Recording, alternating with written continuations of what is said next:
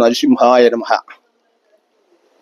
ప్రేక్షక మహాశైలకు, శ్రోత మహాశైలకు శుభాభివందనములు.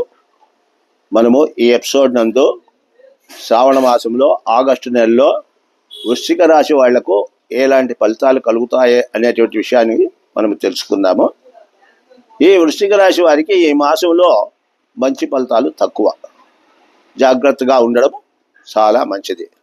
పనుల యందు జాప్యమయ్యేటువంటి అవకాశాలు చాలా ఉంటున్నాయి. ఆదాయాలు తగ్గిపోతాయి. శ్రమ ఎక్కువగా ఉంటుంది. మనసుకు తొందరలు కలుగుతూ ఉంటాయి. ఇకపోతే విద్యార్థులకు చదువు విషయంలో శ్రద్ధ తగ్గుతుంది. మీ పిల్లలను మీరు జాగ్రత్తగా చూసుకోండి. చదువు విషయంలో వాళ్ళు చదవడంలో కొంత శ్రద్ధ తగ్గిపోతుంది కాబట్టి దాని గురించి మీరు జాగ్రత్త చేసుకోవడం పిల్లల విషయంలో మంచిది. ఉద్యోగులకు ఉద్యోగ సమస్యలు కూడా ఎదురవుతాయి. వ్యాపారాలు మందకొడిగా సాగుతూ ఉంటాయి అన్నమాట. ఇచ్చిపుచ్చుకునేటప్పుడు చాలా జాగ్రత్తగా మీరు ఇచ్చిపుచ్చుకోవడాలు చేసుకోవడం మంచిది. కాబట్టి ఈ సమస్యలు తిరిగిపోవడానికి ముఖ్యంగా దత్తాత్రేయ స్వామిని దర్శించడం చాలా మంచిది.